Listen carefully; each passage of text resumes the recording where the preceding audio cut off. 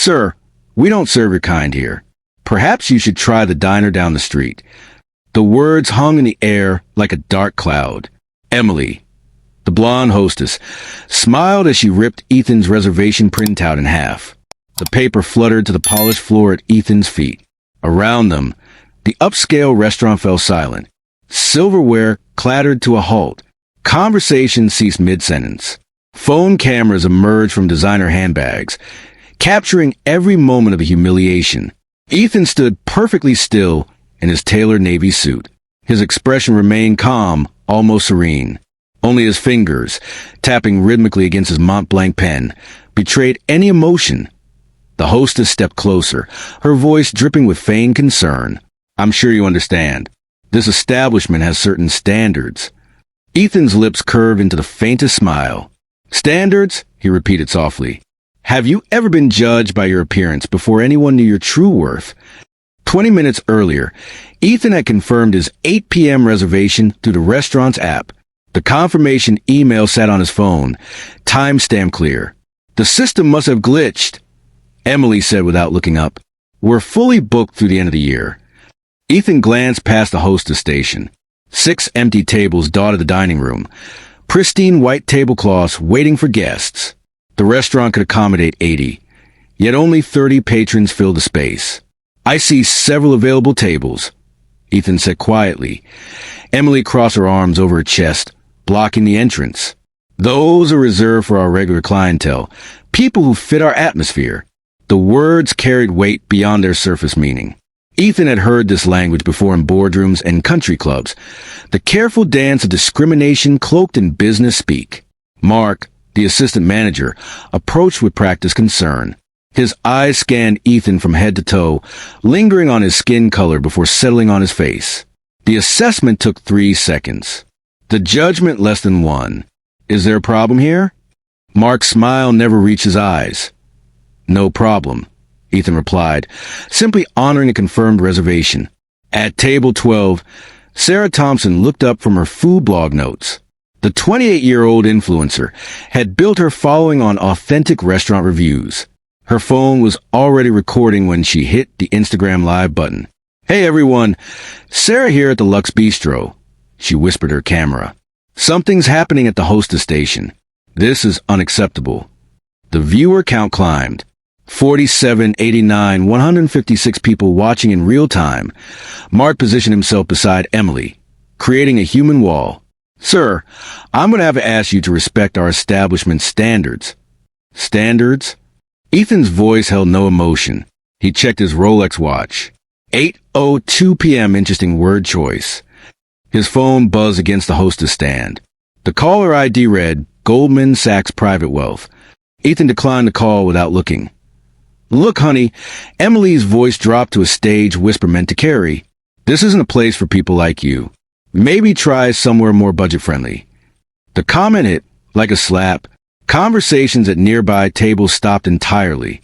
Phones appeared in more hands. Cameras rolling. Ethan remained statue still. His fingers found the edge of his handbag, where a black card peeked from the leather fold. Not just any black card. The distinctive design of an American Express Centurion. The card that required a $10,000 annual fee and no preset spending limit. I have exactly 10 minutes before my business partner arrives, Ethan said, checking his watch again. Would you prefer to resolve this professionally? Mark stepped closer, invading his personal space. Sir, you need to understand something. We have a reputation to maintain. Our guests expect a certain environment. The coded language wasn't subtle. Ethan had faced this before, but never quite so blatantly. These real-life stories of discrimination played out daily across America, hidden behind polite words and business policies. Sarah's live stream hit 400 viewers. Comments flooded the screen. This is disgusting. Someone call the manager. What restaurant is this? Film everything. Call security, Mark murmured to Emily loud enough for Ethan to hear. If he doesn't leave voluntarily. Ethan's expression didn't change. If anything, his smile grew slightly. Security, of course. A busboy named Carlos paused near their group, pretending to wipe down the hostess station. His uncomfortable glances between Ethan and the manager spoke volumes. He'd seen the script before. 9 minutes, Ethan said softly, checking his watch again. Emily leaned against the hostess stand, confident in her position. Honestly, I don't know why people like you even try places like this. There's a perfectly good diner in the mall. The comment sparked immediate reactions from nearby diners. An elderly couple at table 6 looked mortified. A young businessman pulled out his phone to record. Even the sommelier stopped mid-pour to stare. Ethan's handbag sat open on the hostess counter. Inside, visible to anyone paying attention, was a first-class Emirates boarding pass stub dated 3 days prior. Dubai to JFK, seat 2A. The ticket cost more than most people's monthly salary. "Mark," he said, his voice carrying a new edge. "Before you continue, you might want to ask yourself one question. What's that? Do you know who you're talking to?" Mark's laugh held genuine amusement. "Lady, I don't care if you're a celebrity. This is my restaurant, and you're not welcome here." Ethan's smile widened. He pulled out his phone and typed a quick message. "Confirmed. Option 7 is authorized. Deploy immediately." The reply came within seconds. "Understood. ETA 2 minutes." 8 minutes, Ethan announced, returning his phone to his purse. The live stream viewer count passed 800. Hashtags began forming organically. Hashtag restaurant racism. Hashtag deluxe bistro discrimination. The touching stories emerging in comments revealed how common these experiences were for diners of color across the country. Ethan stood perfectly still, hands clasped in front of him. He studied Mark's face, memorizing every detail. This moment would matter later. "I'll give you one final opportunity," Mark said. "Leave now, and we'll forget this happened. Stay, and I'll call the police for trespassing." Ethan checked his watch one last time. 7 minutes remaining. Outside, through the floor-to-ceiling windows, a black Escalade pulled to the curb. The restaurant's general manager emerged from his office like a storm cloud. Richard Whitmore had run the Lux Bistro for 12 years, building what he called an exclusive dining experience. His silver hair and expensive suit projected authority earned through decades in upscale hospitality. "What's the commotion?" Richard's voice carried across the dining room. Mark straightened, sensing backup. "Sir, we have a situation. This man is refusing to leave despite not having a valid reservation." Richard sized up Ethan in seconds. His expression shifted almost imperceptibly, the practiced mask of customer service barely concealing his judgment. "Sir, I understand there's been some confusion," Richard said, his tone suggesting anything but understanding. "Unfortunately, we are fully committed this evening. Perhaps I can recommend some excellent establishments more suited to your preferences." Ethan's watch read 8:04 p.m., 6 minutes. "I'm sorry." Richard leaned forward. 6 minutes until my business partner arrives. We have confirmed 8 p.m. reservation under Ethan." Richard glanced at Mark, who shook his head minutely. The silent communication spoke volumes about their usual coordination. "I'm afraid there's no reservation under that name." Richard lied smoothly. "Our system shows we're completely booked." At table 12, Sarah's live stream had exploded. Over 1,200 viewers watched the confrontation unfold. Comments streamed faster than she could read them. "Which restaurant is this?" Someone called Channel 7 News. "This is 2025, not 1955. Get their names." The hashtag deluxe bistro racism began trending locally within the Manhattan dining scene. Food bloggers were already sharing the stream, amplifying the reach exponentially. "Sir," Ethan said, his voice carrying new steel, "I'm going to ask you once more to honor my confirmed reservation." Richard's smile grew condescending. "Sir, I've been in this business for 25 years. I know how to run a restaurant, and I know our clientele. This establishment caters to a very specific demographic." The words hung in the air like an admission of guilt. Several diners gasped audibly. Phone cameras multiplied across the room. "Security is on the way," Mark announced, checking his own watch. "You need to leave now." 2 uniformed guards entered through the main entrance. Mike Torres, the senior guard, approached with practiced authority.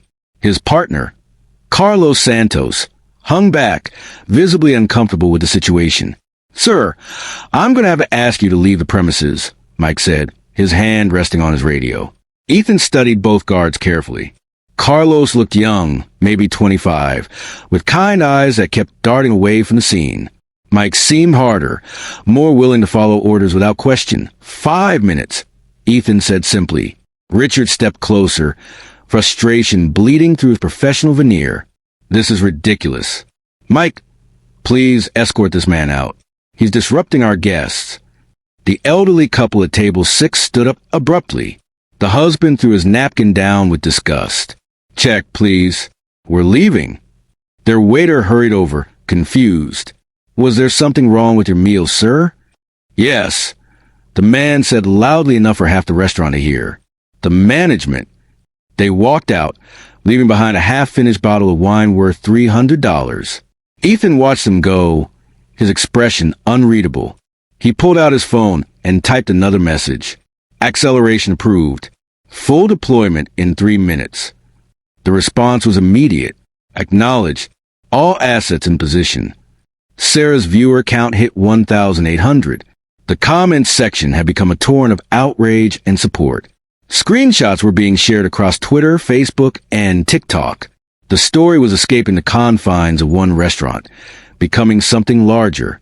"Sir," Mike said, stepping closer, "I don't want to have to physically remove you, but I will if necessary." Ethan looked directly at Carlos. Something in his gaze made him straighten unconsciously. "Officer Santos," he said, reading his name tag. "How long have you worked security?" Carlos blinked. Surprise be addressed directly. 6 months, sir." "Do you enjoy your job?" Richard interrupted sharply. "Don't engage with him, Carlos. Just do your job." But Carlos found himself answering anyway. "Most days, yes, sir. We mainly handle small disputes. Nothing like this." He gestured helplessly at the scene. "For minutes," Ethan announced. Emily had been watching from behind the hostess stand, growing more agitated. "This is insane. Why are we even entertaining this? Just drag him out." Her raised voice carried across the restaurant. The business executive at Table 8 was now openly recording with his phone. A food critic from New York Magazine looked up from her notes, recognizing the makings of a career-ending scandal. Richard made a decision. "Mike, Carlos, please escort this man from the premises immediately. Use whatever force necessary." The words would later be analyzed frame by frame in the viral videos. Whatever force necessary against a calm, well-dressed man asking to honor a reservation. Ethan checked his watch. 8:07 p.m., 3 minutes. He reached into his handbag and pulled out his phone. The Goldman Sachs contact was calling again. This time he answered. Ethan speaking. "Yes, the preliminary assessment is complete. Confirmed for immediate execution. Thank you." The call lasted 15 seconds. Everyone in earshot heard him end the call. "Proceed with the acquisition." Richard laughed dismissively. "Acquisition? What are you going to acquire?" "A Happy Meal." Mark joined the laughter. Even Emily smirked at what seemed like an elaborate bluff. Ethan returned his phone to his purse and checked his watch again. 2 minutes. Outside, the black Escalade's engine continued running. Through the tinted windows, figures moved in the back seat. Sarah's live stream broke 2,000 viewers. Local news stations were monitoring social media feeds, recognizing a developing story. The restaurant's own security cameras captured every word, every gesture, building an incontrovertible record. "Final warning," Mike said, moving toward Ethan. "Come with us voluntarily, or we'll arrest you for trespassing." Ethan stepped backward toward the entrance, his hands visible and non-threatening. "I'll wait outside then for exactly 90 seconds more." He moved toward the door with quiet dignity. Richard called after him. "And don't come back. This restaurant doesn't serve people like you." The words echoed across the dining room. Multiple camera phones captured his face as he said it. The hostility, the arrogance, the complete confidence in his position. Ethan paused at the threshold and turned back. For the first time all evening, he smiled genuinely. "Mr. Whitmore, you're absolutely right. After tonight, this restaurant will never serve people like me again. Something in his tone made Richard's triumph falter. The smile was wrong somehow. Too confident, too knowing. Ethan stepped outside into the cool evening air. Through the windows, he could see the staff gathering, celebrating their victory. Emily was actually high-fiving Mark. He checked his watch one final time. 8:09 p.m. showtime, he whispered to himself. The Escalade's doors opened. A tall man in a charcoal Tom Ford suit emerged from the Escalade. James Morrison carried himself with the quiet authority of someone accustomed to high-stakes negotiations. His briefcase bore the embossed logo of Morrison & Associates, one of Manhattan's most prestigious corporate law firms. Ethan met him on the sidewalk. Right on time, James. The paperwork is finalized, he said, handing Ethan a leather portfolio, signed, sealed, and filed with the state at exactly 8:05 p.m. inside the restaurant. Richard watched through the window with growing unease. The man who had just been escorted out was conducting what appeared to be a business meeting. Who is that guy? Mark asked, squinting at the well-dressed lawyer. Probably his cousin or something, Emily said dismissively. People like him always try to make themselves look important. Ethan opened a portfolio and reviewed the documents inside. His signature appeared on the final page next to an official notary seal. The timestamp read 8:05 p.m., exactly 4 minutes ago. Shall we proceed with the announcement? James asked. Ethan looked through the restaurant's windows. Inside, the staff had returned to their stations, confident in their victory. Richard was glad handing a table of regular customers, probably spinning the story of how he'd handled an unfortunate situation. Let's give them another minute to enjoy their success, Ethan said. James checked his watch. The wire transfer cleared at 8:07. Legal ownership transferred simultaneously.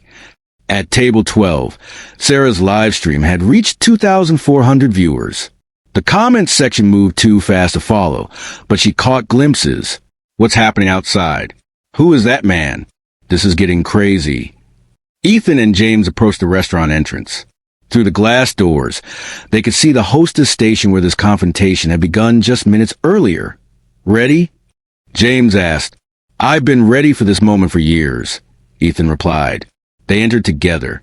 The hostess station fell silent as every eye in the restaurant tracked their movement. Emily looked confused. Mark appeared nervous, and Richard's confident expression began to waver. Excuse me, Richard called out. I thought I made it clear that you weren't welcome here. Ethan stopped at the hostess station, exactly where he'd stood 15 minutes earlier. James positioned himself beside him, briefcase in hand. Mr. Whitmore, Ethan said calmly. I'd like to introduce you to James Morrison, senior partner at Morrison & Associates. He's here regarding a business matter. Richard's laugh sounded forced. Lady, I don't know what game you're playing, but this restaurant isn't for sale. Actually, James said, opening his briefcase. As of 8:05 p.m. this evening, the sale is complete. He withdrew a tablet and activated the screen. The document displayed was unmistakably legal.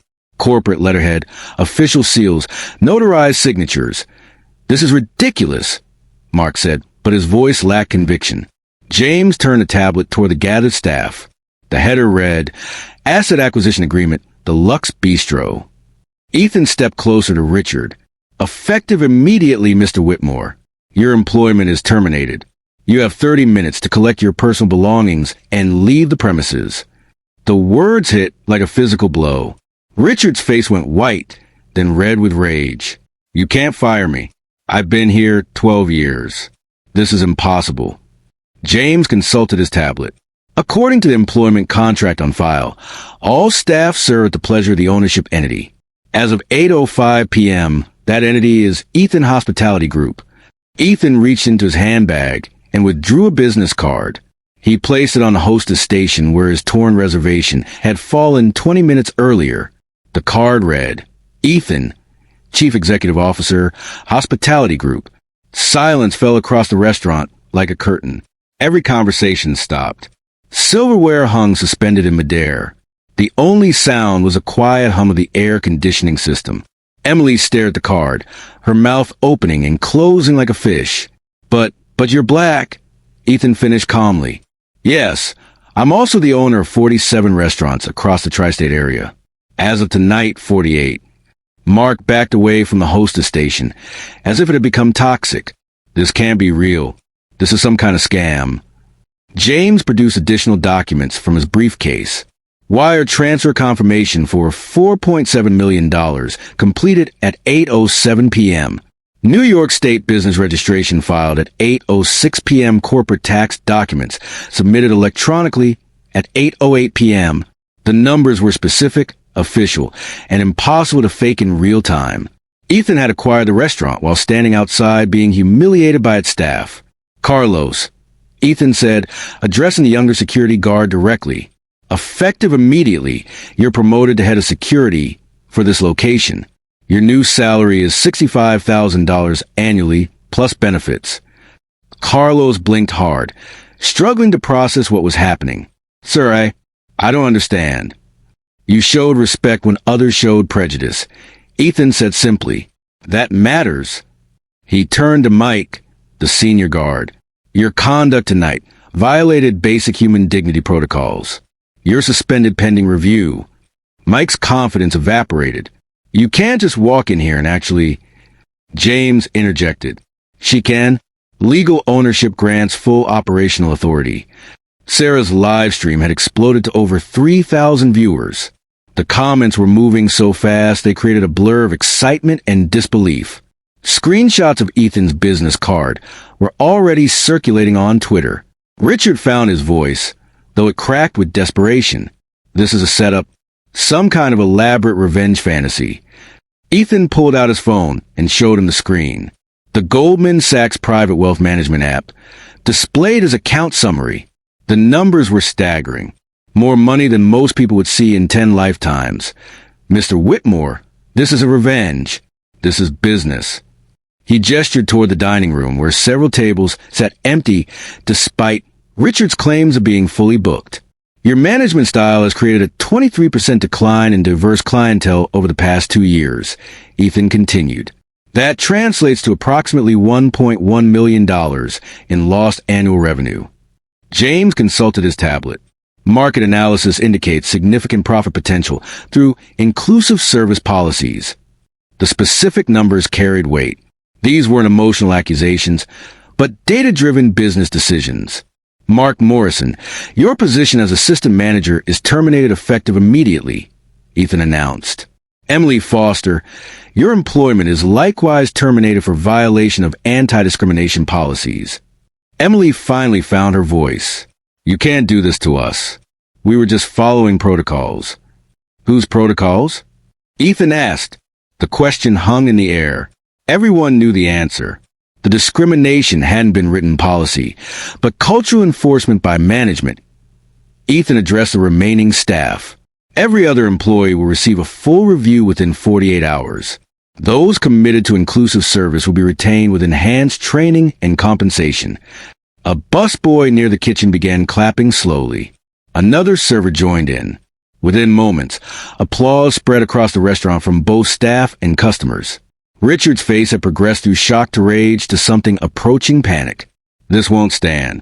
I'll sue. I'll fight this in court. James opened another folder. Mr. Whitmore, you're welcome to pursue legal action. However, I should mention that tonight's events were recorded by multiple witnesses, including restaurant security cameras and social media live streams. He gestured toward Sarah, whose phone was still capturing everything.